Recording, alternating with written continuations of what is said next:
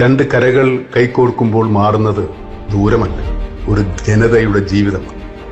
ഇന്നലെ വരെ പെരുമ്പളവും ഒരു ഒറ്റപ്പെട്ട ദുരിതായിരുന്നു.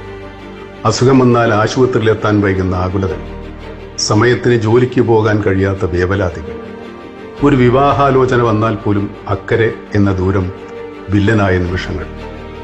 ആ കാത്തിരിപ്പുകൾക്കും അവഗണനകൾക്കും ഇപ്പോൾ അറുതിയാവുകയാണ്.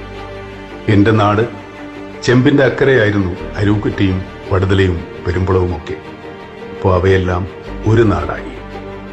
സാധാരണക്കാരന്റെ സങ്കടങ്ങൾക്ക് പരിഹാരമുണ്ടാക്കുന്നതാണ് യഥാർത്ഥ വികസനമെന്ന് ഞാൻ വിശ്വസിക്കുന്നു.